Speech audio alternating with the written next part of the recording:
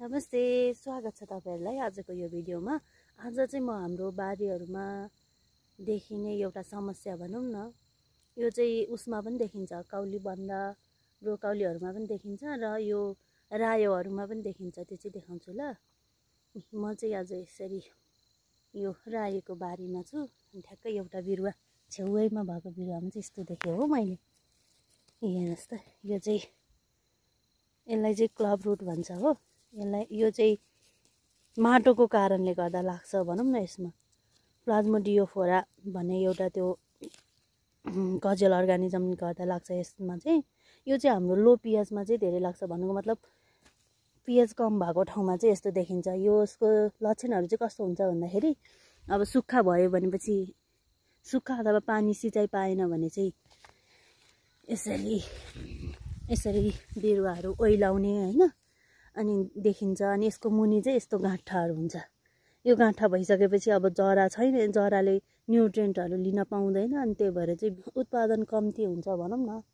यसले गर्दा बिस्तारै यो बिरुवाहरु चाहिँ मर्दै जान्छ। मरिसकेपछि उत्पादन कम्ती हुन्छ। यो पनि यसमा पनि यस्तो छ।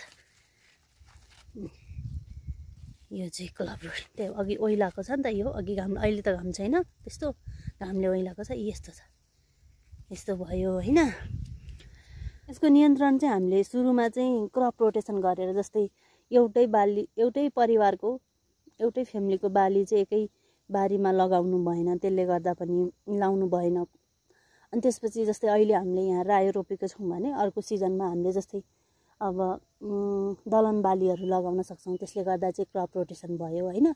अनि अर्को चाहिँ हामीले कसरी कन्ट्रोल गर्न सक्छौं भने, यसको चाहिँ पीएच मानहरु चाहिँ सन्तुलनमा राखेर 6 भन्दा माथि अथवा 5 भन्दा माथि पीएच राख्यौं भने चाहिँ अनि यस्तो क्लब रुटहरु चाहिँ लाग्दैन। त्यसको लागि चाहिँ हामीले माटो परीक्षण गर्नु पर्यो। माटो परीक्षण गरिसकेपछि चाहिँ कृषि सुन प्रयोग गर्नु पर्यो के। कृषि सुनको महत्त्वको बारेमा चाहिँ यो बिरुवाहरुमा यस्तो देखियो भने चाहिँ बल्ल बुझिन्छ। अब यसरी चाहिँ हामीले कन्ट्रोल गर्न सक्छौं। लागिसकेपछि यसको खासै कन्ट्रोल गर्न सकिदैन। त्यही भएर हामीले चाहिँ सोइल माटोको उपचार गरेर चाहिँ यो रोगको कन्ट्रोल गर्न सक्छौं। यो चाहिँ रायोको नर्सरी हो। अनि अर्को कुरा, हामीले यो चाहिँ माटोबाट लाग्ने रोग भएको हुनाले यो क्लब रुट चाहिँ माटोबाट लाग्छ नि त। त्यो हिसाबले हामीले यदि नर्सरी राखेको ठाउँमा, यो त नर्सरी हो नि त, जस्तै यसको चाहिँ नर्सरीमा नै यो क्लब रुट छ के। भन्नुको मतलब यदि यो माटोमा नै यस्तो यसले आफ्नो त्यो फंगसहरु यदि त्यो नर्सरीको प्लान्टहरुले बोकेर गयो भने त्यो मुख्य फिल्डमा पनि लाग्छ के। त्यही भएर हामीले चाहिँ नर्सरी गर्ने ठाउँहरु पनि, ठाउँको माटोलाई पनि ट्रिटमेन्ट गर्न चाहिँ आवश्यक छ। अब त्यसको लागि ट्रिटमेन्ट भनेको त्यही कृषि चुन प्रयोग गर्ने हो। कृषि चुन प्रयोग गर्नु भन्दा पहिला चाहिँ अब हामीले माटो जाँच गरेर अनि प्राविधिकले सिफारिस गरे अनुसारको चाहिँ कृषि चुन प्रयोग गर्न सक्छौं। यसरी चाहिँ यदि यो नर्सरी, यो बिरुवा चाहिँ हामीले मुख्य फिल्डमा लगेर रोप्यौं भने अब त्यहाँ चाहिँ यो क्लब रुट अझ देखिने हो के। अब यदि धेरै कारण चाहिँ हुन सक्छन्। एउटा त मेन फिल्ड पनि हुन सक्ने भयो, अर्को नर्सरीको बिरुवाले पनि हुन सक्ने भयो हैन। त्यो हिसाबले चाहिँ नर्सरीमा पनि हामीले चाहिँ ट्रिटमेन्ट गरेर चाहिँ राख्नु जरुरी छ। हामीले कस्तो बिरुवाहरु रोप्दै छौं भन्ने कुरा पनि महत्त्वपूर्ण छ है त।